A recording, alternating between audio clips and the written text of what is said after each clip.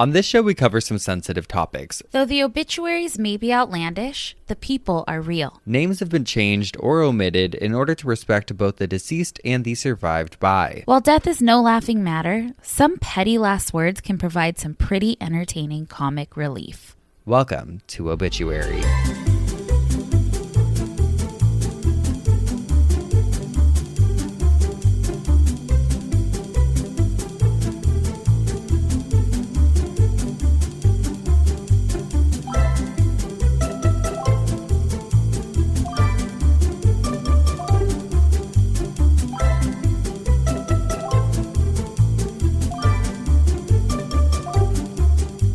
Welcome back to Obituary. I'm Spencer Henry. And I'm Madison Reyes. And this is the Jeb and Geob exclusive. Hi, Geobs. If you're watching on YouTube, you can see we have our really cool airbrushed hats we got at the county fair the other day. And they are supposed to say Jeff and Geoff, but the F's are They're a little questionable. Yeah, they're given B.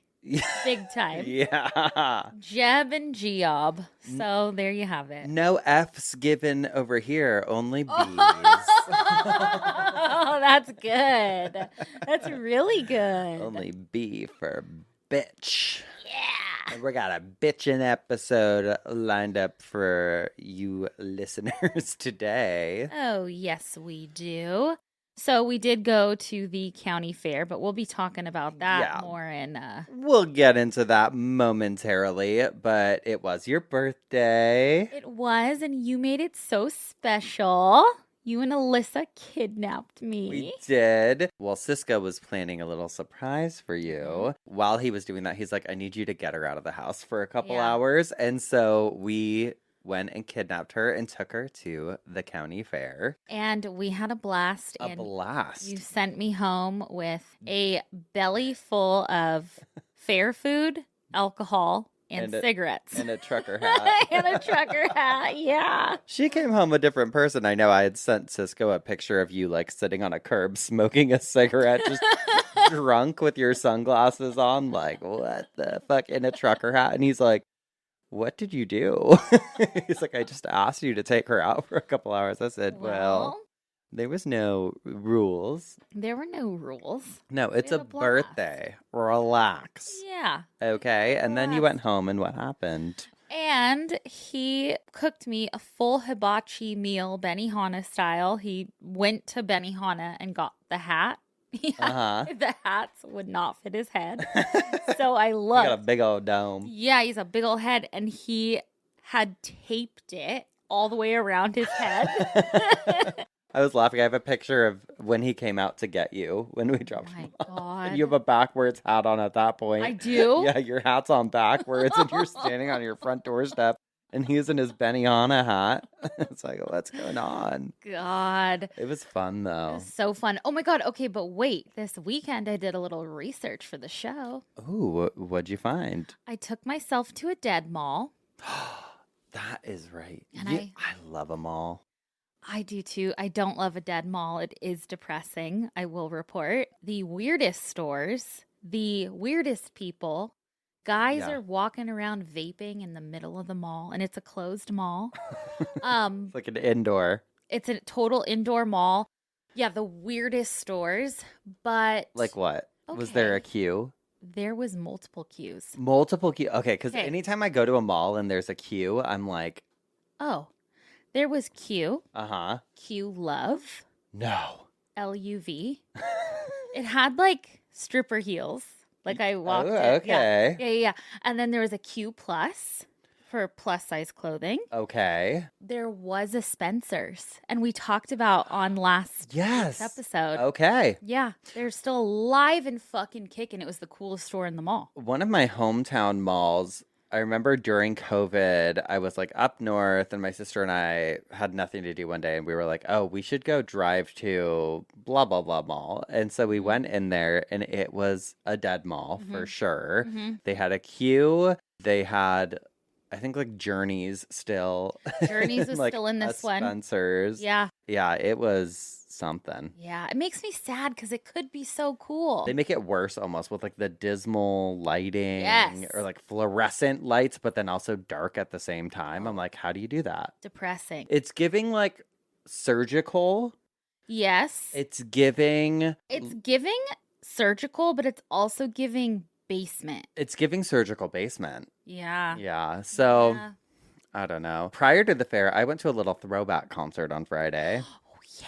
I went to My Chemical Romance. He's so cool. Rocked out. Woohoo! I went with our friend Leah. Uh-huh. And we did go for dinner beforehand at this place called Checker Hall. Okay. Which is, it's next to the Lodge Room. Okay. In Highland Park. The food was incredible. Ooh. So good. I want us to go next time we're in LA. Okay. And then the show was at Dodger Stadium, which was super fun. Oh, but how was that seeing a concert there? Just whatever? I mean, it was like cool because it's like Dodger Stadium. The whole fucking thing was full, which was crazy to see. Like, that's insane. But I had seen My Chemical Romance back in 2022 with Olivia. Okay. And it was at an indoor, like the Kia Forum or something. And so the sound quality was really good. I felt like at Dodger Stadium, because it's outside, the sound wasn't as like impactful. Okay. Overall, it was a fun show, but you know, I just can't stay till the end of concerts if I know that parking is going to be a nightmare. So we left when there was still a couple. I like looked up the set list. I'm like, okay, we're leaving this song because I just can't fucking sit. I'm not going to sit in traffic. And right. Zoomed right out of the parking lot. That was great. But what was cool was while we were in Highland Park, the whole street down there is 70s because they're shooting Once Upon a Time in Hollywood. The second one. Mm-hmm. Oh my gosh. And so it all just was like, it looked like a set. Really? Yeah, I wish I had taken pictures. It was really cool. But yeah, right where we were having dinner. And then Leah's son works at one of the shops down there. Yeah. Yeah, everything was just like all vintage 70s looking. There was security everywhere. So I was like, are they filming right now? But well, because it's going to be Brad Pitt's character story, right? Yes. Okay. And so they shot, I think they shoot though from 8 p.m. to 6 a.m., one of those guys. And so we were out of there at like 7:30ish. So I didn't see anything start. But I do remember when I had that little studio on Sunset, they would do movie premieres in there all the time. Oh, okay. And so Hot Dog, I would bring her to work when I went there all the time. And she saw Brad Pitt in person. She saw Justin Bieber. No way. She met James Franco in the parking lot there in the parking structure. Hot Dog. She had a lot of run-ins with stars. Panting. I know she's looking. She's like, yeah, babe, it was a time. I used to live a life, and now I live in Orange County. Okay, I don't know. Look at her, Hot Dog. That's awesome. Yeah, she had a time. But yeah, it was cool to see. I love seeing sets, and I love. We've talked about this. My dream, I think your dream too, is to just be a part of something on a movie set, drive a little golf cart around the back lot. It'll happen for us eventually. Have a little chair with our names on it. Oh, mark our words. Obituary is coming to a screen near you. Ooh. One day. Not a YouTube screen. Yeah. Well, we're already on YouTube. Yes. And if you aren't watching on YouTube, what are you doing? What are you doing? You're not getting the full experience. Yeah. If you want the experience, I mean, you could even have an in-person experience with us if you come to the Tulsa Looney Bin on October 8th. Ooh, get your tickets at obituarypodcast.com. You have to click the little, it says the thing, and then you have to click like the little plus sign to get the actual tickets. Yes. And the VIP experience is getting to hang with us, getting a book signed, getting to talk shit with us. If you bring a book. Yeah. We can sign anything. Honey, I'll sign anything. We have signed anything. We've signed tits. Yeah. That was great. Yeah, I felt like a rock star. Rock star. Speaking of rock star. Uh-huh. I know you saw it earlier, but Ozzy Osbourne's funeral procession. What a beautiful hearse for being modern. Jaguar.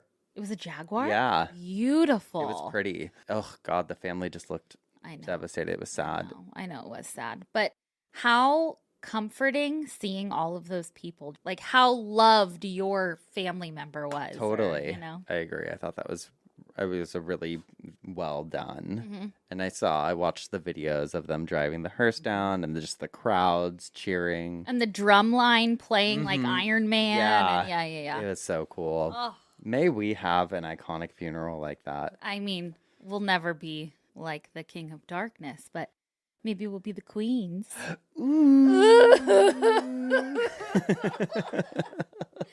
Oh, God. All right, on to business. I have a listener email. Ooh. And one of our Geoffs wrote in, and the subject was, my mom fell for that AI voice scam too. Oh, no. Remember your dumb criminal from last week? And I also have to just say really quick, cheers. We're having another coffee, so. Caffeinated. Get That ready. almost broke the glasses.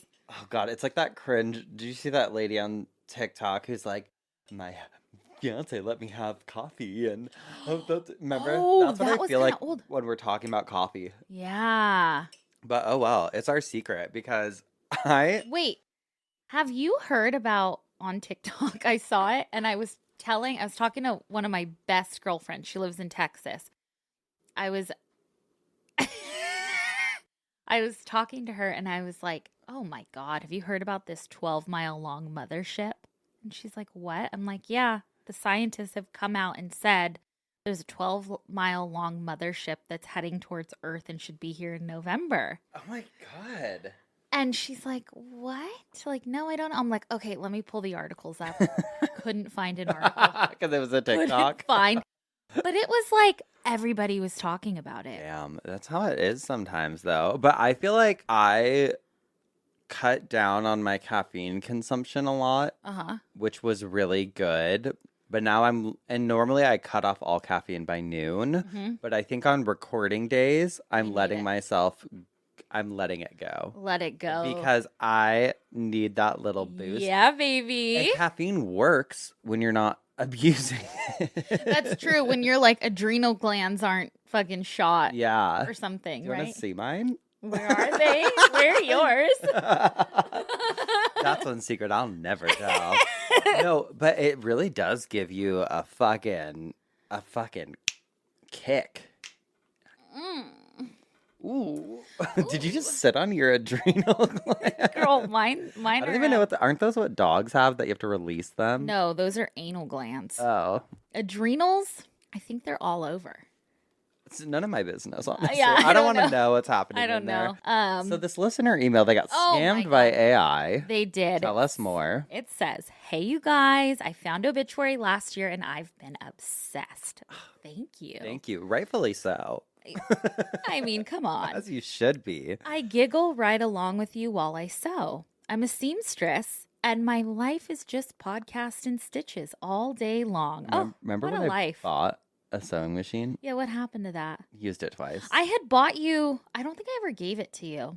I have like a vintage Singer book that I bought for you a long time ago. Oh, you did? It's still sitting in my house. Well, I'll give you my sewing machine. You're over it. What happened to your little typewriter you bought? Girl, it's gone. I knew it, girl. It didn't work. Did you send it back? Oh, no, the electric one. Yeah. I have that. I use it. You really do? Yeah. No, I really do. I do Where is it? my gratitude list on it. Oh. In my drawer there. Oh, that's good. Okay. But there's a typewriter that you don't... Remember I bought a typewriter at the Goodwill? Oh, yeah, because of Gossip's Bridal. We were like... Let's get it. And then it didn't work. What were you trying to get it to do? Type. You idiot. You imbecile. Okay, back to the email for the third But congrats to you on being a seamstress. Sewing and podcasts all day? Love it. Yeah. Love that.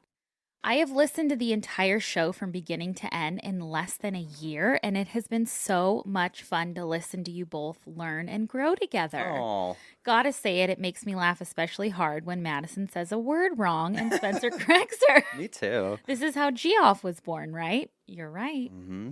You guys, you missed one. In episode 80, something Madison said, disposable thumbs. Oh, yeah. I was waiting for Spencer to correct her, but you didn't. Oh, shit. I didn't hear it. I think people commented on it, and I just never acknowledged. Girl, who knows? But you didn't. I'll let you guys play with that little mess up. Anywho, I'm all caught up and heard the AI episode last week. I was screaming at my little sewing machine. That shit happened to my mom. I kid you not, it was exactly the same thing. My mom, I'm keeping her anonymous, is a highly successful realtor. She's one of the top in the entire state. So, of course, she has a huge online presence. And the caller was my brother. Caller in quotes. My brother is a health and fitness coach with a large online presence as well. I am sure these scammers got a sample of his voice and used it to scam my mom. It was exactly the same story as the one in Florida. My mom got a call from my brother. He was crying. He said he hit a pregnant woman and he was in jail. The phone was handed over to a bail bondsman who took over talking to my mom. He told her to get $25,000 in cash and a driver would pick it up. She got to the bank to get the money, and the bank representative questioned her. They have a good working relationship. My mom knows this bank person well. Oh my God, imagine she's like all businesswoman, like selling houses. Oh, she's got her heels on. And I feel like I picture every realtor woman to have a Lexus RX and they drive around with their little heels and they hammer in those signs. A little pencil skirt. Yeah. Oh, cutie. Business cash. But imagine her going in there like, I need 25 grand in cash. Give it to me. Thank God for that bank representative for questioning her. Yeah. My mom was adamant. This was her son. She knows his voice. She knows his cry. It was him. So she takes this money home and tells the man she has it and he is going to send a driver. Finally, my mom's partner has the sense to say, just call your son's phone, just in case. She did. My brother answered, hey, Mom, what's up? Are you okay? She asked. Yeah, I'm fine. Why? You didn't just get in a car accident? No, what are you talking about? She told him the whole story, and luckily the driver had not arrived to collect the money yet. They should have called the cops. I know. My mom called the man back and told the man, I just spoke to my son. Click. It was over. Damn. Of course, she called the police and the driver never arrived. So what is the lesson from this? What do we do in a world with deep fakes and AI scams?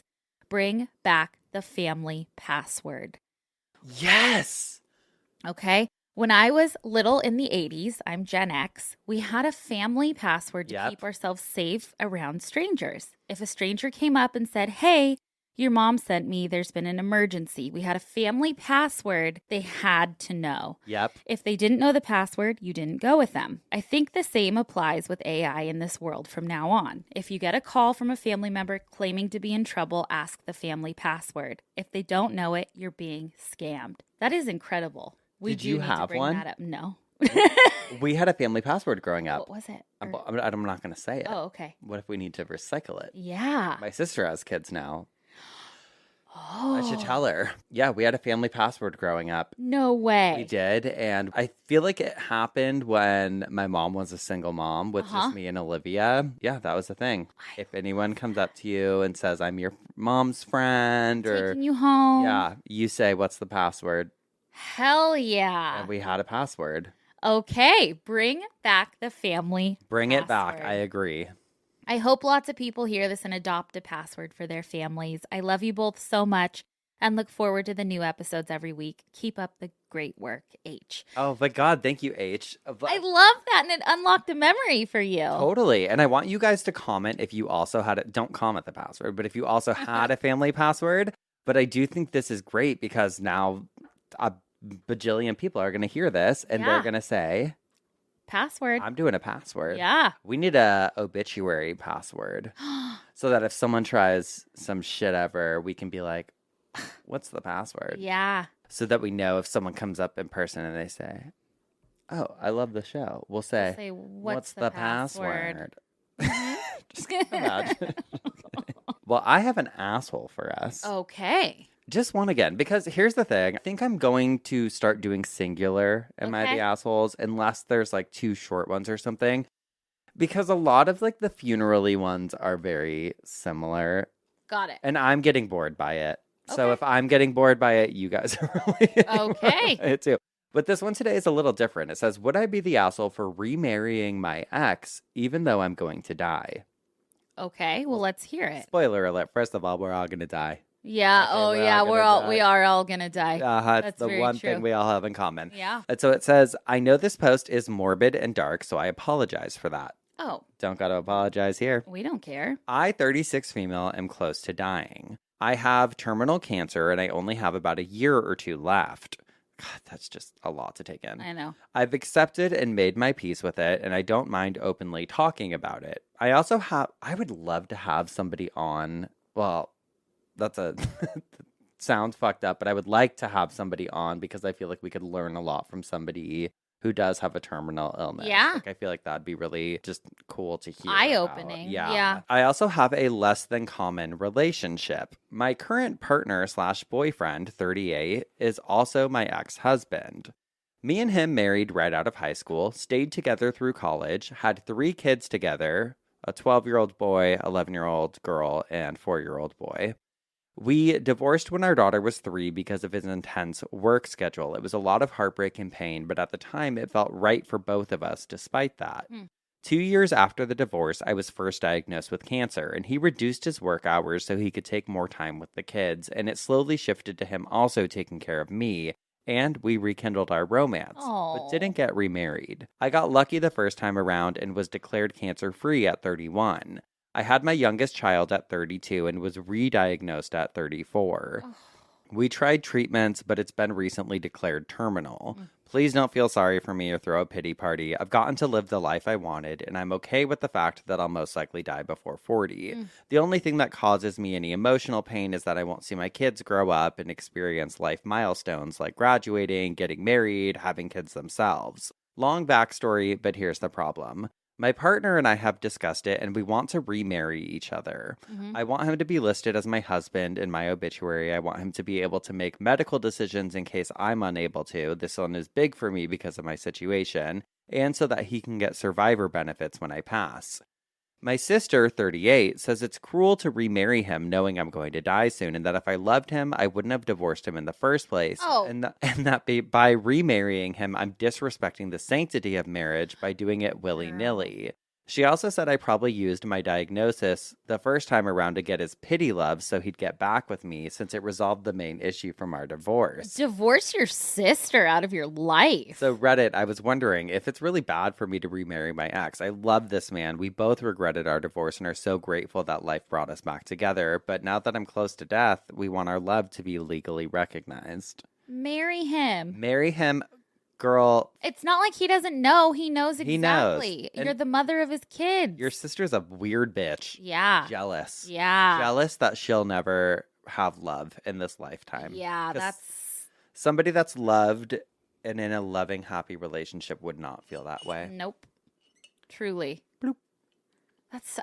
I do love stories of people divorcing and coming back together later on. It's so sweet. Well, it's like kismet. It's like you're supposed to be together. Yeah. And as we know, life doesn't always go the way we plan, and there's ups and downs. People change and grow, and Totally. Marry him. Marry him. Why not? Please. And just logically, it makes sense. So the sanctity of marriage, go fuck yourself, honestly. Everybody makes up their own little fucking rules. Yeah. You know what I mean? Yes. I don't like that. No, I don't either. All right. Well, I am up first this week, which means you should have a little side bitch for us. I do. So for today's side bitch, I actually stumbled upon a newspaper that had obituaries, but also within the obituary page, it had like little tributes. And I didn't really think of this, but they're like little messages for the deceased. So people can pay to put little tributes for their dead loved ones into the obituary sections.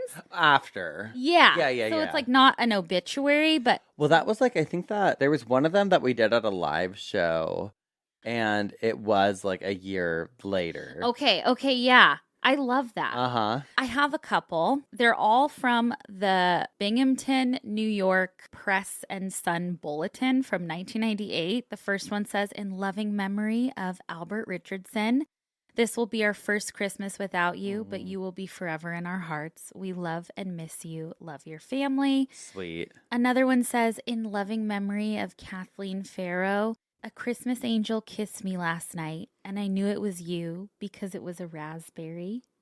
Love and miss you, KK, your baby sister, Patty." Aww.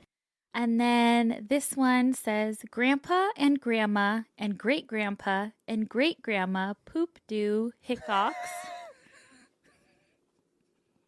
That's the name. Poop-doo hip cocks? Poop-doo. Oh, Merry Christmas in wow. heaven. Sadly missed but never forgotten. Love forever, grandchildren and great-grandchildren. You know what I'd write? What was that name you gave me? You had to pass down that name?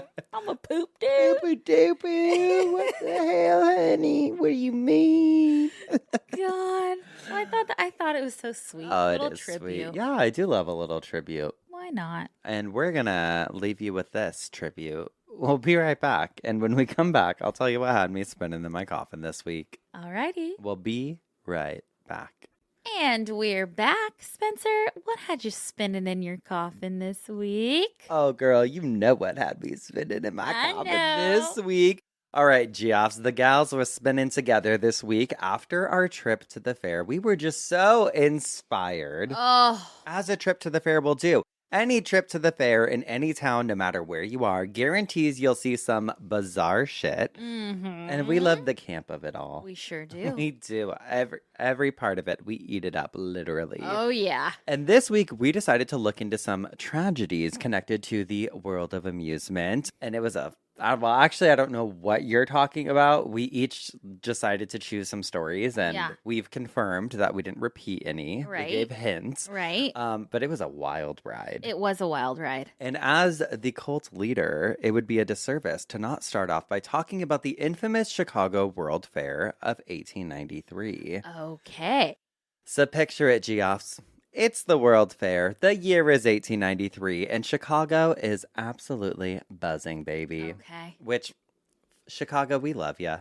Special shout out to Chicago. My sister and niece are there right now. Oh, yes. Bless Your you. niece is moving there. Yeah. And that means we need a show there ASAP. Yeah, definitely. But this fair had over 27 million visitors. Crazy. That is almost half of the U.S. population at the time. Oh, fuck. They all streamed in to the White City, as they called it, Okay, why is it? because of all the white lights. Got it. A 600-acre mecca of ivory buildings, fountains, gardens, and electric lights. Wow. This was the first place that people saw the Ferris wheel. Oh, I love that. It was 264 feet tall, and it could hold up to 2,000 people. Oh, God, scary. They sipped on the first ever Pabst Blue Ribbon. I guess that made its premiere during that Cool. time. And it was just magical, but also very chaotic. There was a lot of visitors, a lot of out-of-towners, and a lot of people who could just disappear. Okay. And that's exactly what one person in particular was counting on. Enter Herman Webster Mudgett, better known by the name that would make him infamous, H.H. Holmes. Oh. He wasn't just a criminal. He was truly just evil personified. I've heard his name so much, I don't know about him. Well, you're going to learn. Okay. And you're going to learn a lot. So he was born in 1861 in New Hampshire. Okay. And he was a very smart, charismatic, charming kid. Okay. He went on to go to medical school, Okay. which is when he became obsessed with cadavers, Okay. often stealing bodies from the lab and selling them to other schools for cash. Oh, smart. At Uh-huh. the time. Yeah. I mean, At the time, when Yeah. I learned about that, I was like, oh, that's so cool, because we've I don't know, talked Yeah. about it on here. By the time he landed in Chicago in 1886, he was already a seasoned scammer, a serial bigamist, and dabbling in some insurance fraud. oh, thank God he's not around for AI. You would have loved it. Rest in peace, H.H. Holmes. You would love. No, not rot in peace. Oh, okay. Rot okay. in something. Something. Anyways, he purchases this lot in the Englewood neighborhood, and he began building what would become known as the Murder Castle. Oh, what? Yes, it's fucking wild. And nobody really could have guessed what was going on behind the walls of this estate. But Okay. spoiler alert, it was murder. The building looked like a normal kind of multi-use property. There was a pharmacy on the ground floor. There were apartments and boarding rooms above. But inside, he was designing a nightmare, and it was a shit show from the get-go.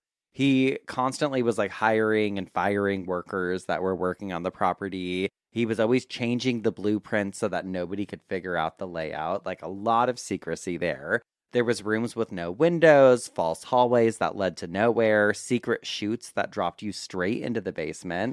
Like oubliette style. I'm like, Sarah Winchester would have a fucking field day. Yeah.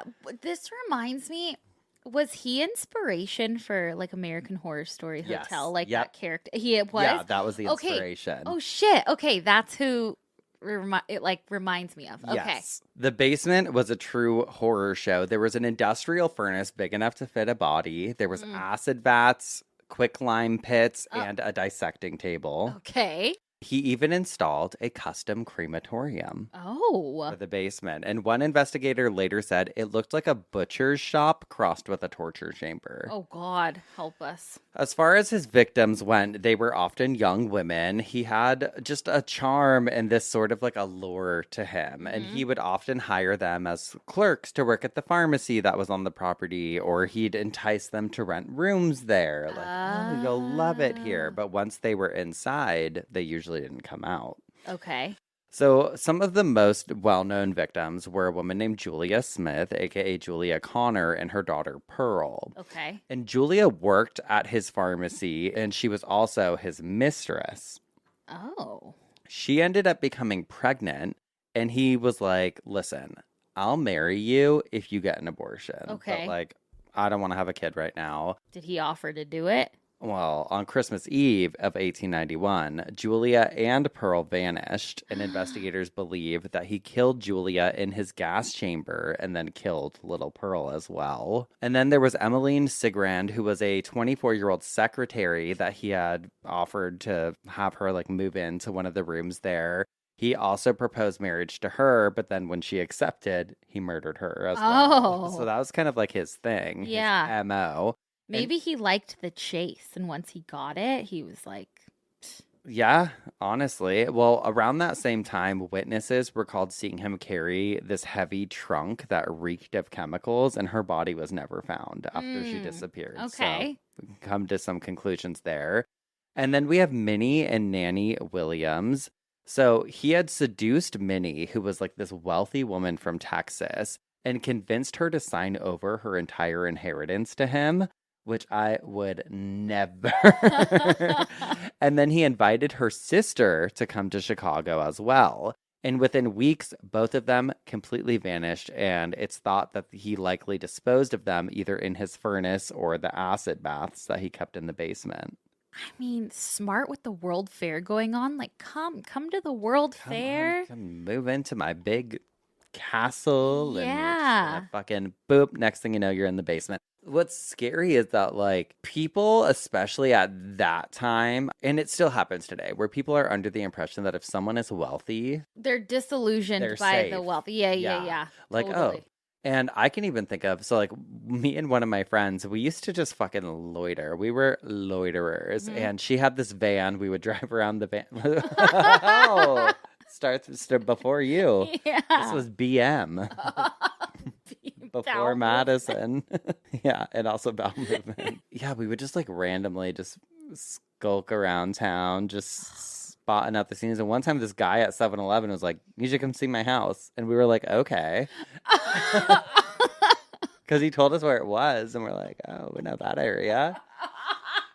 Massive house. And you walked around it, or? Yeah, went inside his house, hung out, watched Penelope SNL videos. I mean, thank God you are alive. And but huge house, no furniture, had a hammock. Very bizarre situation. We weren't murdered, made it out, but yeah, you can be tricked. Yeah. We were young and impressionable. That wasn't a trick, though. That was me going, ooh. Ooh, I know that neighborhood. Show me. Show it to me. Yeah, you just do dumb shit. Or like, that's like how so many people I think get caught up with celebrities or like the ditties of the world because you're like, okay, big crazy party at your cool house. Right. Why not? You think people that have a lot to lose would be like, you know, not want to lose it? Uh-huh. They risk it all. Reckless. Yeah. Reckless. Yep. So during the World's Fair, the murder castle's location was perfect as it was just a short walk from the fairgrounds. Mhm. And he ended up opening it up as like a hotel for out-of-towners, Okay. which again ties into American Horror Story. And a lot of travelers checked in, but they, again, often never checked out. And the fair crowds provided the perfect cover because he could prey on women there, whether they were alone or entire families sometimes, whose disappearances wouldn't really be noticed because Yeah. there was so much going on at the 27 time. million people. Yeah. He would sometimes gas them in their sleep. He would suffocate them in airtight vaults or lock them in rooms that were slowly filled with poisonous gas. Oh, God. And he was very methodical because he had gone to medical school. So he was like very precise with everything he was doing. And he, even at this point, was often selling some of the victims' skeletons to medical schools nearby and stripping others of their valuables and just taking it all. Which honestly, like, I guess is smart too at the time. Like, get rid of all the evidence, bones, and you're not going to go look at a medical school. No. Well, and it makes you think too, like, where did those end up? Are those the skulls that we see at museums? Or like at the Mutter Museum? There's that Minnie wall of Williams? skulls. Yeah. Seriously. Wow. By the end of his spree, I'm giving you guys very much the Cliff Note version. Right. Holmes had allegedly confessed to 27 murders, although historians estimate that it was closer to 200. But he didn't stop in Chicago. He kept moving. He was conning and killing across the country. And in one case, he murdered his business associate, this man named Benjamin, and killed 3 of his children while he was on the run. Oh, fuck. But eventually, he was arrested in 1894 in Boston for horse theft, of all things. Oh. And investigators tied him to the Williams sisters' disappearance. And that's when they went to his property in Chicago and sure as shit, they're like, what the fuck is going on here? Wow. I mean, imagine investigating that. Like, imagine you go in and you're like, there's trapdoors to a basement. Like, there's all this shit going on here. He ended up being hanged in 1896 in Philadelphia. And witnesses reported that it took over 15 minutes for him to die because his neck didn't snap. So he was just dangling there, like losing his breath. But before his death, he actually requested that he be buried in a coffin filled with cement so that grave robbers wouldn't cut in and try and get to him. Oh, wow. Which is ironic. I know. Considering all the shit we're going to protect you. Yeah, no, I'd be like, let's just leave him in town square. In the gibbet. Yeah. Put him in the gibbet. Yep. Give it to him. Let him rot. Yes. But the property became like a tourist destination after that, as you can imagine, because everyone has always been obsessed with death tourism. And so, like, especially there, it's like not only can you see the fair, but you can walk over and see the fucking murder house. Is it still there? I don't know. Oh, okay. Probably not. I would assume it's been like demolished. Yeah. There is a really good book about this that I read years ago that I want to reread because I'd like to do a full cult leader episode on this called Devil in the White City. Okay. It's a super famous book. It's from what I remember. There's probably insane stories. Yeah, I got to go back. This was just my little doopy-doopy-doo. Now, moving on, same era, we have a story that takes place in 1894. Okay. And it's another fair or exposition that would become the backdrop for another big tragedy, this time in Lyon, France. But this wasn't a serial killer lurking in a murder castle. This was something far more public and political. Oh. We're talking assassination, baby. Okay. The assassination of French President Marie-François Sadi Carnot at the Lyon Colonial Exposition. I don't know, is it Lyon, France, or Lyon? Lyon?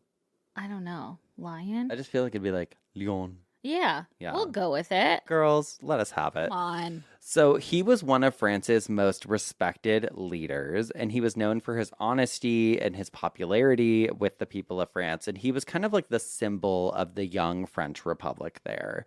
And on June 24th of 1894, he had traveled to Lyon for the Colonial Exposition, which was this major event. Some have referred to it as like a fair type environment, but not the fair. Like fairs weren't always what we think of now when we think of like carnies and fair food and that. It was more like traveling expositions where people would sell things. Right. Kind of more like a market almost. But the World Fairs still had Yeah. amusements. So they did have carnies. Yeah, it was kind of like a mix. But this one in particular, it was this festival that was, the streets are decorated. There's a ton of banquets happening, parades, I don't know, the works. Mm-hmm. But there was a lot of tension at this time because Europe at the time was plagued by a lot of political unrest, which we've talked about in the 1800s. And anarchist movements were especially active in France at the time. And just a few weeks earlier, French courts had sentenced anarchists to very harsh prison terms. And the groups believed that leaders like Carnot represented oppression, and some were willing to kill him to make the point. Mm-hmm. So as Carnot was leaving a banquet at the fair that night, a man slipped through the crowd, and his name was Sante Geronimo Caserio, and he was a 20-year-old Italian anarchist.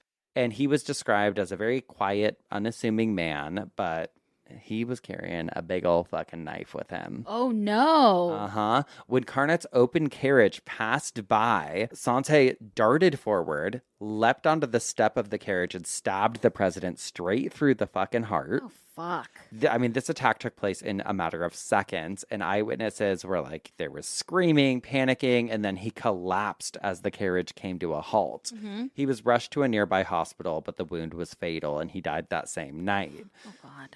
But this Sante Caserio guy, he didn't flee. He was immediately subdued by bystanders and later told authorities that he acted out of revenge for the execution of another anarchist that he had worked with, I guess. Okay. And he was tried over a month later and actually died by guillotine. Oh, wow. On August 16th of 1894. Guillotine's brutal. Brutal, girl. Especially when you when they had to do multiple tries. Yeah. No fucking thanks. Oh, God. Hacking away at your neck. Embarrassing. I would be so embarrassed if I was laying there in the little thing and they was just didn't go the first time. I'm like, oh my God. My neck is kind of thick. Yeah, that one needs multiple tries on the guillotine, honey. His assassination shocked France and the world, and it set off a huge wave of anti-anarchist laws across Europe, which became known as Louis Sceleratis or villainous laws. And these laws basically gave government power to crack down on radicals and kind of censor the press at the time. And I saw pictures of his funeral procession, which we'll insert in here. It had the horse-drawn carriage and it was beautiful. But I'm also horse-drawn carriage, he was in a carriage when it happened. It was I don't know. Ooh. Yeah. Well, how else were they gonna do it? I mean, on the shoulder. Yeah. Just walking. I don't know, a wagon. So anyway, this next one is fucking wild. So we're going to move forward in time a bit to England, July 11th, 1929, for a disaster that was so horrifying, it left a community scarred for decades. Okay. And this is the story of the Gillingham Fair fire disaster. Oh, not a fire. Shit. So this Gillingham Fair was a very popular annual event in Kent, and one of the highlights each year was the fire brigade's public demonstration. Crowds would gather and they would watch all of the local firefighters stage this dramatic mock rescue from a burning building. And it was meant to entertain, but also educate people at the same time, showing people how the fire brigade saved lives if a blaze struck. Right. But girl, 1929 was not the year. That was the start of the Great Depression, right? I think so. As part of the show, 12 young fire brigade cadets that were all young boys between the ages of 11 and 14 years old were hoisted up to the top floor of this. Basically, they built a fake wooden house. So they put them on the top floor and they were supposed to be victims. They're waving help us, as they would light the bottom wood on the bottom floor on fire. Okay. And the idea was that the fire brigade would come in, they'd extinguish the blaze, and then they'd rescue them with ladders. Which even now we know that so much of death by fire is the smoke inhalation. How bad is that? Crazy. Yeah. So during the demonstration, I guess the fire on the lower floor spread a lot faster than they expected. There was flames and thick black smoke that quickly engulfed the wooden structure. So it was completely taken in. The boys on the upper floor were screaming for help as crowd at first thought it was part of the attack. We're clapping along. They're oh yeah, save them, save them. It wasn't until the heat intensified and that the screams turned to sheer terror that the audience realized the fire had gotten out of control. Oh, God. The firefighters rushed in to put out the blaze and rescued the cadets, but it was too late. The building collapsed in flames before they could reach the boys, and all 12 of the cadets died in that fire. Oh. Eyewitnesses later described the horror of watching the tragedy unfold, completely powerless to help. It's kind of like one of those bystander situations, but how could they know? Yeah. And one local newspaper wrote that the cheers turned to gasps and shrieks as the crowd realized the boys were dying before their eyes. The disaster devastated the town of Gillingham and the entire Kent community. There were funerals for the cadets that were attended by thousands, and a memorial was erected in their honor.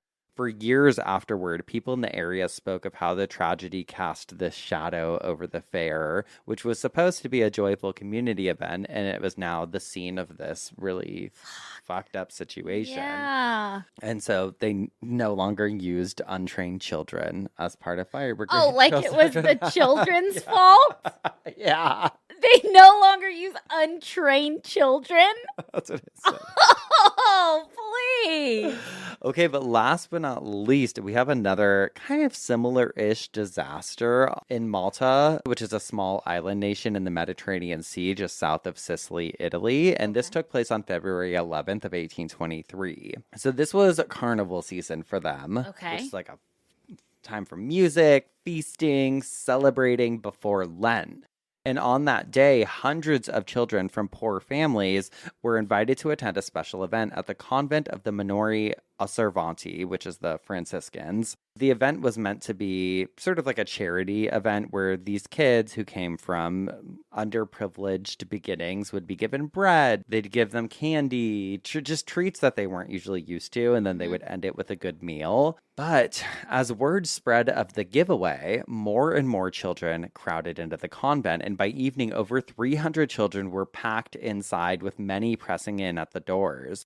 After the food was distributed, the friars that were working there attempted to organize an orderly exit, but in the narrow corridors of the convent, people started to panic. Oh, no. No one really knows what triggered it, whether it was a fall, a shove, or just the sheer size of the crowd, but suddenly children began to push and scramble towards the exits, and the hallways ended up becoming just a fucking death trap. One doorway in particular was so narrow, and in the chaos, the children at the front were knocked down, and those behind were unable to see what was happening, so they kept pushing forward, and then bodies just piling up, and people at the bottom were either crushed or suffocated from the pressure. By the time the friars and the townspeople managed to pull the children out, the scene was horrific. Over 100 children were dead. Their bodies were just piled up at the exits of the convent. And this carnival stampede remains one of the deadliest events in Malta's history, and it shocked the island and led to stricter controls on crowd management during large gatherings. But for the families who sent their kids to the convent that day, they're like, oh, finally, they're going to get just a good meal. They're going to get, this. And it was just a hallway. I mean, I don't discount crowd crushes and stuff, but you just. Well, when you think of buildings then too, when we went into some of the buildings in Italy, they're so fucking thin and they're stone and they're narrow anyways that some of them I'm pretty thin, even turning sideways to get down and stuff I'm I can't fucking imagine. It's terrifying. Let me guess, it was the kids' fault again. Untrained and so kids. They only had wealthy kids come in from that point forward. Terrible. Who could control themselves around treats. Oh, God, help us. Just kidding. Terrible. But yeah, fucked up. Wow. Yeah. Yeah, you never know what you're going to get at a fair. Nope. You think that it's all fried Oreos and... Fried Oreos. Fried Oreos and games. And slingshots. Yeah. No, not here. No, not at Obituary's fair. Nope. Everybody dies. Yeah, it's not fair. Not a sweet affair, that's for sure. No. What started out as a sweet affair turned into a deadly affair. That's good. All right, we're going to take a quick break, and when we come back, we'll hear what had Madison spinning in her coffin this week, but we already know, but we're going to wait. And, yep, we'll be right back. And we're back. Madison, what had you spinning in your coffin this week? And don't tell me you copied me and talked about the fair, too. Oh, well, I did. Oh! But first, why Did I knock your block off, kid? Okay. Boop to the basement. What if I had that?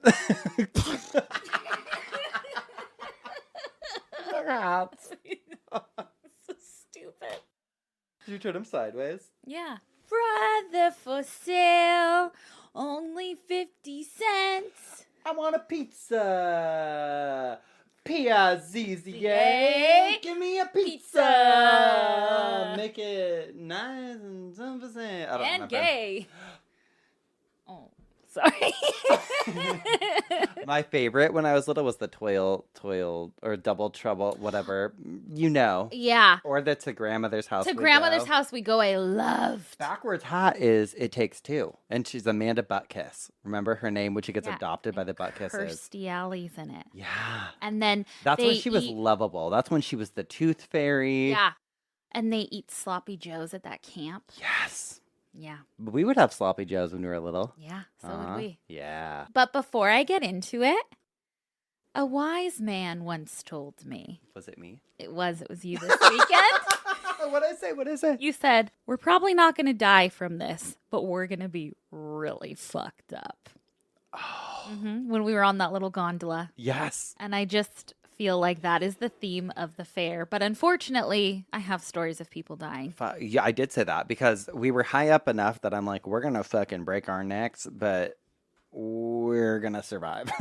And I don't want that. Yeah. Uh-huh. Okay. So tell me more. So I want to focus on a few tragedies from different world fairs and then, of course, a couple modern ones. Okay. So first, let's talk about the Pan American Exposition. And you've already talked about kind of what the World Fair is, but to reiterate, a World's Fair was like a huge exposition of different things. An article that I read from history.com says, quote, at the time, fairs weren't just places to take in rides or eat food. Starting in 1851, when Victorian-era Englanders staged the Great Exposition, they were places for the world to gather and learn more about new industrial age technology. The Industrial Revolution had yielded new machines, devices, and scientific discoveries, and they were important places for professionals and the public alike to learn more about the greatest discoveries of the time. We're going to Midsummer Scream, and that feels like a fair we're going to. Oh, yeah. Like a horror exposition. Fair. Yeah. Yeah. Love an expo. Mm-hmm. Ooh.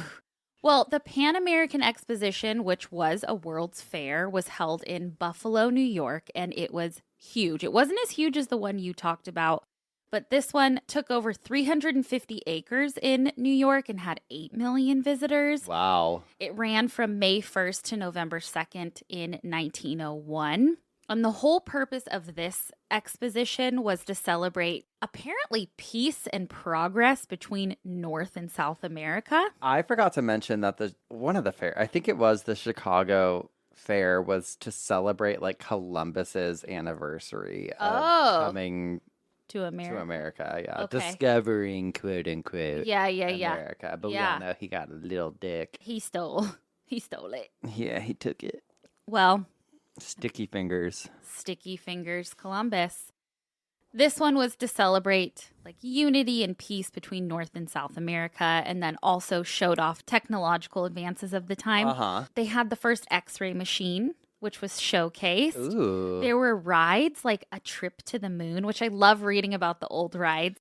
Remember when you did X-rays at one of our live shows? Yeah. And you talked about like the first ever X-ray. It was a guy's wife. Yep. And it was her hand wedding. It was with her the wedding ring. Yeah. That was cool. Isn't that cute? Yes. And the guy with the fucking Coke bottle up his ass. Oh yeah. Crazy. We need to do an Light X-ray. bulb. We need to do an X-ray episode. Yeah, we'll revisit that. We will. So a trip to the moon was one of the rides there, and everybody got into a little spaceship that simulated a voyage to the moon.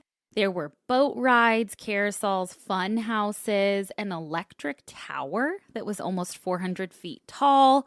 that was, I guess, powered by Niagara Falls. There were train and electric car rides. There was a 9-ton elephant, and then even a moving sidewalk, which is like a big deal That's for 1901. advanced. Yes. It was the place to be, so much so that the president at the time, President William McKinley, decided to do a 2-day visit. He arrived on September 5th, 1901, and I guess his team was very weary of him being there as it was so crowded. Over 100,000 people came to just watch him give a speech, but his speech went off without a hitch that night. The next day, September 6th, William McKinley has a meet and greet set up in a part of the fair called the Temple of Music. It's crazy to think about like doing a meet and greet with the president. I know. At a fair. Totally. It was a building/fair attraction called the Temple of Music. So he proceeds to shake hands with a whole line of people. There was a man there. His name was Leon Zolgolz. His name is like Czolgozz, so we'll call him Leon. He was a 28-year-old man. He was waiting patiently to meet the president. Leon was sort of a recluse. He was a wire worker by day, but he was incredibly into anarchism. Oh. Very similar. He studied it. He lived by it. He was an anarchist. When he got to the front of the line to meet and shake hands with the president put his hand out and Leon smacked it away. Oh. He then pulled out a gun, shot him twice, point blank in the abdomen.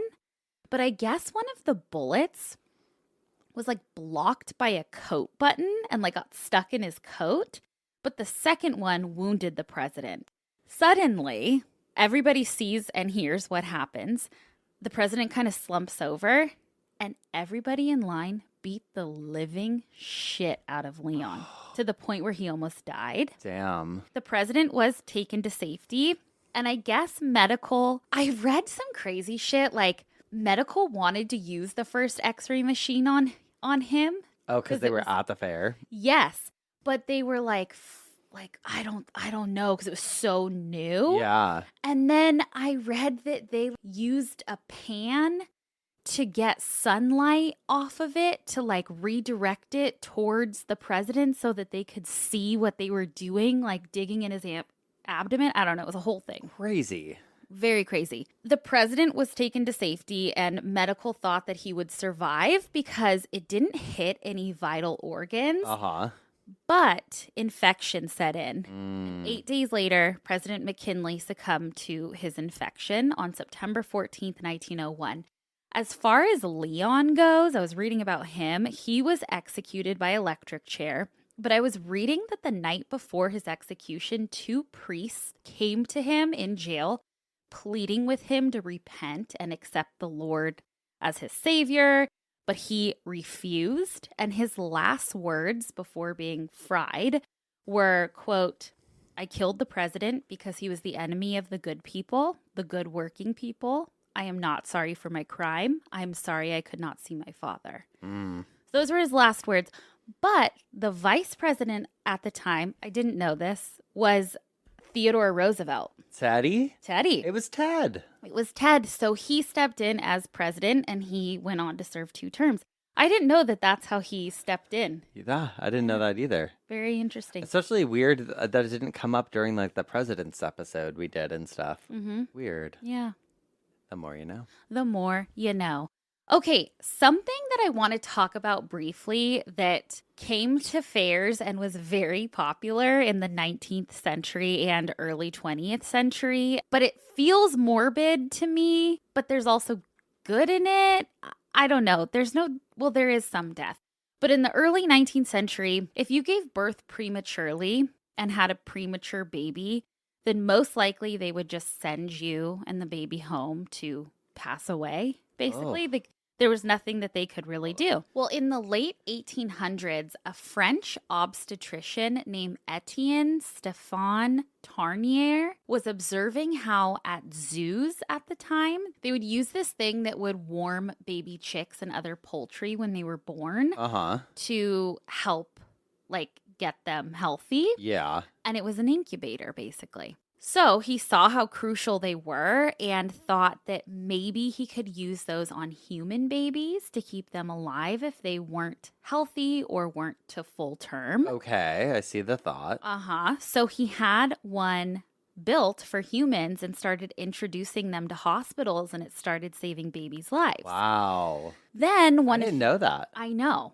It's crazy. So then one of his students kind of perfected the design and showed the invention at a World's Fair in 1896. And there is where a man named Michael, his name is also recorded as Martin. I guess he kind of changed his name. He allegedly saw it, copied it, and did something kind of fucked up, in my opinion, but also good. I don't know. You'll see. Martin started opening up baby incubator exhibits in 1903. He had them in Coney Island, at world fairs, at carnivals, at state fairs. It became a sideshow thing. Babies in incubators. Premature babies in incubators. Come see the saddest thing you could see. Yes, you'd have to pay to see it. He built glass-fronted incubators, hired real nurses, and began caring for premature babies as part of a sideshow attraction. Wow. Visitors paid admission to come look at these tiny little fragile babies in their warming boxes. And as twisted as that sounds, this is kind of the wild part. He saved thousands of lives. Wow. Another article from history.com, they have a quote from one of those babies who was in the sideshow that's now grown. And it says, quote, "It's strange, but as long as they saw me and I was alive, it was all right," Lucille Horn, who was born prematurely in 1920, said in an NPR interview. I think it was definitely more of a freak show, something that they ordinarily did not see. Horn lived to be 96. She was just one of the babies who survived. Martin claimed an 85% success rate and had saved 6,500 babies over the course of his career. But it was a fair attraction. So I'm like, I hate that. Yeah. But then he saved so many babies and introduced the idea of incubators that continue to save. Like he popularized something good. Yeah. Yeah. It's well, because who knows? What if he didn't steal that design, and what if they didn't become as popular as they are now? Yeah. Totally. Okay. Now let's go to modern times. This story takes place in 2003 in Washington at the Whidbey Island Fair. And this one blew me away. Okay. Like jaw on the floor when I was reading it. Tell me. Okay, so there's a man named Doug McKay who was a 40-year-old man, and he co-owned a company called Paradise Amusements with his wife, Sherry. Remember Roller Coaster Tycoon? Yeah. That was fun. That was fun. They put on local carnivals. It was like a family-run traveling carnival company, so they're the ones that supplied portable amusement rides. They got a really great contract with the Whidbey Island Fair in Washington, and it was a 3-year contract. And so they're at the fair at the Whidbey Island Fair in 2003, and he's there, set up his rides. Well, one of his rides was called the Super Loop 2, which was like a roller coaster with a big loop. And I guess the cart, like you'd go forward through the loop and then backwards through the loop, okay? Well, he's working the machine and he notices that it needs a maintenance issue. It needs a little lubrication. Okay. So you spit on it? Nope. So Doug climbs up it to fix it, okay? But this is like very routine. He didn't even stop the ride from running. It wasn't unusual. Like he's going to go WD-40 it. Exactly. He's going to go spray lube on it, climb back down. No big deal. Well, Doug had very long hair. As one of the carts is going by, he slips on the lube and his hair gets stuck in the cart. And the cart is mid-loop, drags him in the air for 40 feet. He is repeatedly hit by the ride. Fuck.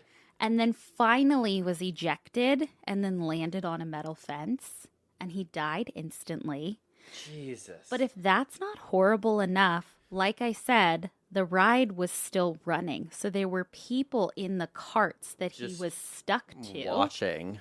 and most of them were children. Oh, God. Children were splattered with blood. I guess all the parents were pissed off too, not only that this happened and that they saw it, but before kids could even wipe blood off of them, they had to go talk to the police. Like, it was tragic. But the one thing I will say about a fair is that tragedy will not stop it. The fair went on like nothing happened. I guess there was like an hour of like the fair being dead silent. And then after that, it was fine. It's just the Super Loop 2 was shut down. But according to the SeattleTimes.com, quote, Sherry McKay, his wife, who has a contract to provide amusement rides to the Island County Fair through 2005, said she promised her late husband that if anything ever happened to him, she would keep the show going. But McKay said she won't be using the Super Loop 2. Damn. Is that wild? The show must go on. The show must go on.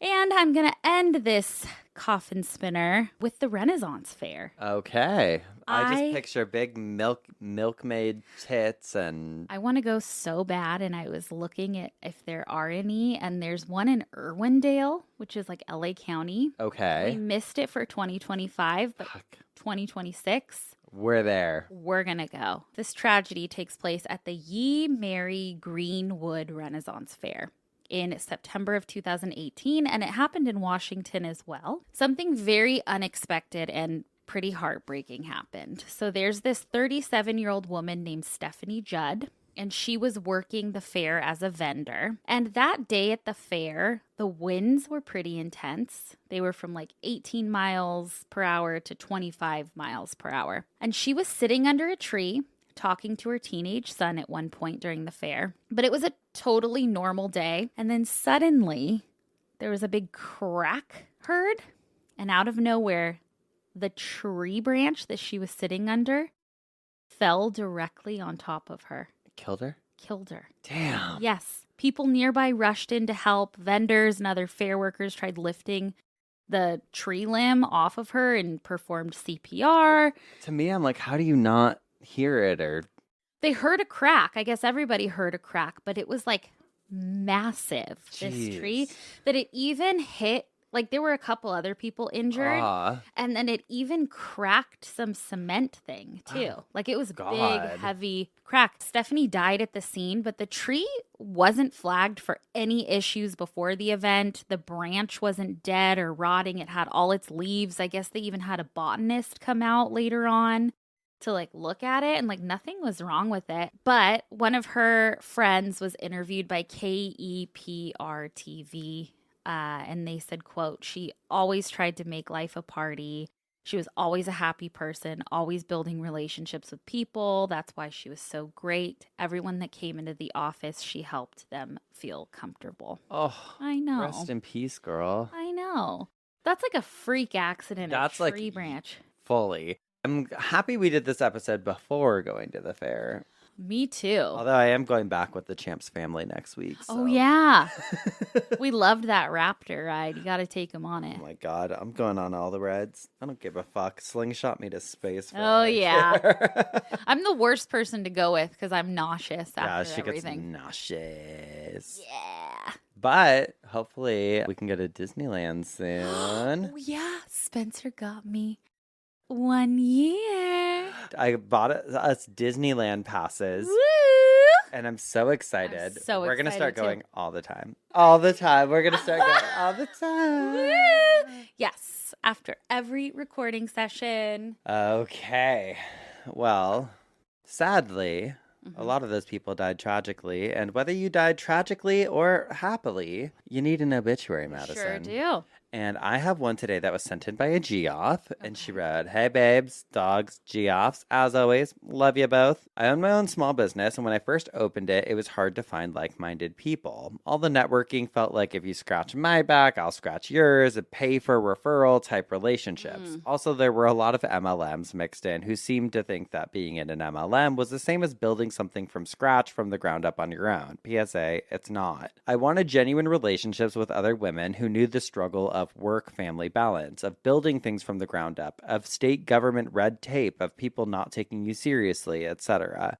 I wanted people who would refer to each other because they had genuine relationships and loved and supported each other.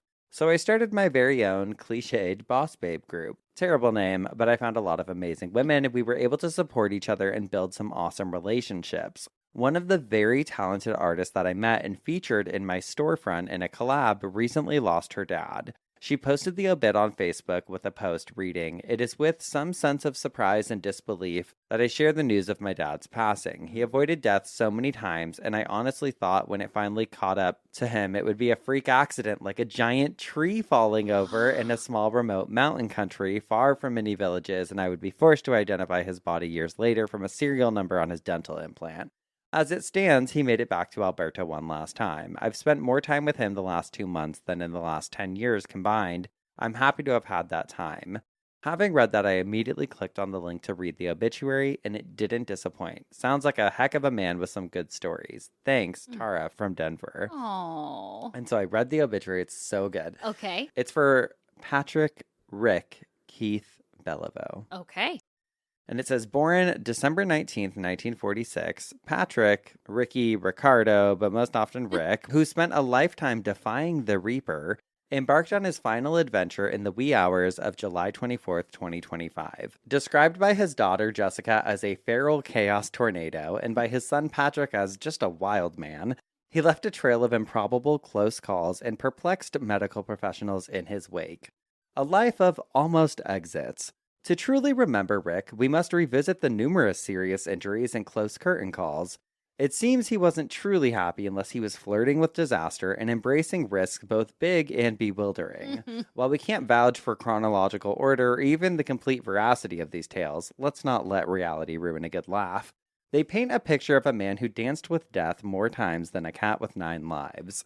Here's a likely embellished and certainly non-exhaustive list of Rick's greatest hits in the gruesome injury and almost kicked the bucket categories. Okay. The canoe coffin, the Christmas gift, Al Oming's porcupine, the car on the hill with the ice, the Colombian coup, the bigger, biggest fish, the rare tropical flesh-eating disease that was definitely not shingles, the COVID that was certainly not a cold, the Christmas light thieves, the snow plow, the price and quality avocados in Canada, the very sour gas, the big earthquake, the dryer pinch, the long El Nino, the mall collapse, the altitude sickness, the Last of Us style lung infection, the highway avalanches, the heart blockage, no big deal, the pool knee smash, the grinder knee slash, sandal versus bus step versus shin bone, which is very you. The delirium adventure, the sprinkler bonanza, and the grand finale. After cheating death more times than Wile E. Coyote, it was ironically just regular old cancer that got this crazy adventurer. If you feel like making a donation in Rick's memory, he always preferred the Heart and Stroke Foundation, perhaps a subtle nod to the organ that tirelessly kept him going despite his best efforts. It says, the survivors and confirmed numbers Rick leaves behind. At least 2 children, Jessica and Patrick, and their families, at least 2 ex-wives, 3 siblings, a circle of innumerable friends around the globe, with a special note for those from Crow's Nest Pass, Canada, including Darren, Heather, and Clayton. It has a bunch of other people that they list. And then it says, we'd also like to extend a heartfelt thank you to the staff at various hospitals around the world for repeatedly snatching Rick from the jaws of fate. Specifically, we want to extend gratitude to the staff at the Medicine Hat and Lethbridge hospitals for providing excellent end-of-life care, putting up with his incessant demands, and most impressively, laughing at his terrible jokes. While Rick's departure leaves a void, he also leaves behind a legacy of laughter, kindness, and unbelievable stories. Aww. He will be sorely missed by many, but never forgotten, especially when we find ourselves recounting a wild story that sounds just a little too fantastical to be true. There's no formal memorial plans at this time. We encourage friends and family to share their stories of Rick here. If you're interested in receiving a portion of Rick's ashes, please reach out. We have a lot of them. I love that obituary so much. I love it too. So good, so well written. Rest in peace, Rick. He sounds so funny. I know. Oh, I love it. A good time guy. I love his sunglasses in his picture too. Let me see. Oh, yeah. Cool guy. He is a cool guy. All right, Ricky Rick. Ricardo. All right. Well, I have a cool guy also. Okay. This is the obituary of Billy Dale Harvey, as we believe he would have written it himself. If you hear a little mischief or feel a tug of a grin while reading, that's just Billy poking through the veil. Spoiler alert, I'm dead, but still talking. Well, if you're reading this, it looks like I finally kicked the bucket and crossed over that great divide. Hopefully I did it with dignity, and my boys better have had me in clean socks. More importantly, thank God I'm out of that dang wheelchair. And don't even get me started on the catheter. Let's just hope heaven has a no tubes policy, if you know what I mean. But truly, I don't regret a thing. I had a great life filled with wild stories, good people, and more laughs than I deserved. If anything I did helps you live your own life a little fuller, then job well done. Cast of characters, aka my people. Let's start with the basics. I was born on September 9th, 1950, and raised in Greenville, Texas. I was lucky to be the son of William Powell Harvey, an incredible father, steady provider, and ski instructor extraordinaire, and my spunky firecracker of a mom, Etta Del Harvey. If you ever met her, you already know she could fill a room, hold her own, and make a preacher blush, all before lunch. Together, they gave me a childhood full of love, life, and the occasional misadventure. They both preceded me in death, and I imagine they have the welcome mat out and a strong cup of coffee waiting, maybe even a cold beer or two tucked discreetly into the Baptist beer drawer in the fridge. I'm also survived by 2 sons I somehow didn't completely screw up, Brad and Ryan Harvey, and 6 amazing grandkids who gave me more joy than a well-cooked brisket. And then they named them. They're smart, funny, and far more tech-savvy than I ever was, and let's be honest, they're the real legacy I'm leaving behind. How I went from Greenville to Gas Man. I graduated from Greenville High School in 1968, go Lions, and count myself blessed to have lifelong friends from those days. We grew up in the golden time before cable TV, cell phones, and the internet messed everything up. It was idyllic and hilarious. After high school, I did what any good East Texas boy with ambition and a lack of good sense would do. I headed to the University of Texas to become a petroleum landman. Hook 'em! I joined the Chi Phi fraternity, and let's just say some stories aren't fit for print, but I lived through them, barely. My career took me to Shell Energy, which sent me north to Traverse City, Michigan, where, to their future dismay, my 2 sons, Brad and Ryan, were born. Yes, they're technically Yankees. We bounced to New Orleans, then Houston, when I eventually landed with Mitchell Energy in the Woodlands. That time of life was full. Raising boys with Lana, my first wife, discovering what kind of trouble 2 smart kids could get into, and later watching them become men I was truly proud of. Eventually, I met Lois Torres, my 3rd wife at Mitchell Energy. We married in 2001, and later we moved to Biloxi, Mississippi to be closer to her family and, as it turns out, to make another big life change. I should also mention there was a second wife. While that chapter didn't last, I was lucky to be a part of her son Grant's life, a bond I truly valued right up to the end. Plot twist, I became a mortician. In a move that shocked nearly everyone, including me, I left the oil world and decided to become a mortician. I did my mortuary science schooling in Houston, completed my internship at Coker Matthews in my beloved hometown of Greenville, and got to be close to my parents in their final years. A blessing, no doubt. I went back to school, yes again, and got my master's degree from Houston Baptist University. Go Huskies. That degree helped me step into my true calling, teaching. I became the director of the mortuary science program at Mississippi Gulf Coast Community College. It was one of the greatest honors of my life. I wore a tie, occasionally, and I was blessed with incredible students, colleagues, and friends who made that chapter unforgettable. Let's just say I've lived enough life to know that most of what matters can't be measured. It's not about the cars, the careers, or the square footage. It's about the people. It's about the notes you take the time to write, the meals you share, the laughs that catch you by surprise. I wasn't perfect, except for that 1 week in 1983. I was pretty on point then. But I tried to be kind, I tried to show up, and I sure as heck tried to make people laugh even when life wasn't all that funny. So take care of each other. Don't hoard your stories, share them. And for goodness sake, say thank you out loud with feeling and maybe with a note. And then this goes on to talk about just other stories, but I thought I would leave it there. And I'll link it if you guys want to finish reading it. It goes Aw. on for quite a while. But I just thought, so cool, and you never know where life's going to take you. He was an oil man and then became a mortician. I love that so much. I know. We love a career change. Love a career Hey, we change. did it. Worked Hey, out look just at us. fine. Yeah. Oh, rest in peace. I know. Beautiful tributes for some silly guys who lived full lives. Yeah, absolutely. Love that. Well, let's keep these good vibes going. Mhm. We have spun in our coffins. Oh, we've bitched our obituaries. It means it's time for some dumb Ass criminals. criminals. And Madison, I was so inspired after your stinky little coffin spinner last week Oh. that I found a real smelly guy as my dumbass criminal this week. Oh my God. Okay. This is from the New York Post, and this was published on July 25th. We got a butt sniffer, honey. A butt sniffer? We got a butt sniffer. Oh no. And not just a butt sniffer, a serial butt sniffer is on the loose. Where? Well, not anymore. Oh, okay. Here in California. No way. Right here in our Golden State. Oh God. Quote, a notorious butt-sniffing freak was thrown behind bars after he was allegedly caught putting his schnoz near the backside of an unsuspecting woman at a Nordstrom rack in California. A butt sniffing freak. Khalees Caron Crowder, 36, was arrested Tuesday after he was captured on security cams crouching near a woman and sniffing her rear end Oh my God. at the women's section of the Burbank Empire Center department store, according to Burbank Police Department.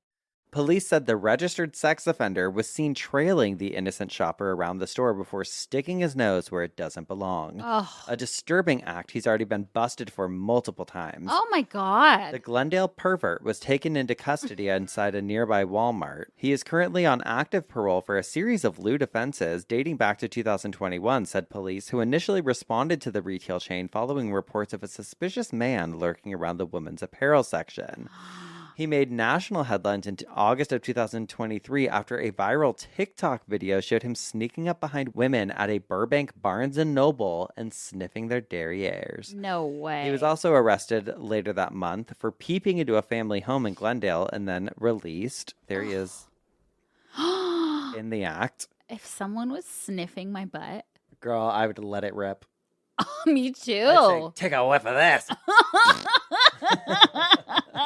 You sick bitch. He's been locked up previously for indecent exposure in addition to burglary and robbery charges, and he was charged with intent to commit a crime and is being held on a $100,000 bail, and he's due in court on August 1st. And so help me God, please Get him off the street. give me jury duty for this one. I know. I wanna know. be in that courtroom like, Mr. Crowder, when You don't talk when you're yeah, I do when I'm a jury duty. I take it seriously. No one else does. I do my duties as an American Your citizen. civic I go in duties. there and I say, Mr. Crowder. That's what I do. Okay, picture it. You're looking Okay. at the jury. All right. Next to the magistrate judge. And I'm you over to the wear right. white heels just to piss him off. Oh, it's after Labor Day. And I go, Mr. Crowder. Then they lock you up. No, I go, Mr. Crowder, what were you doing sniffing that woman's derriere? Okay. Got him. Got him. Stinky. Ate it up. Stinky girl. Who you have? God.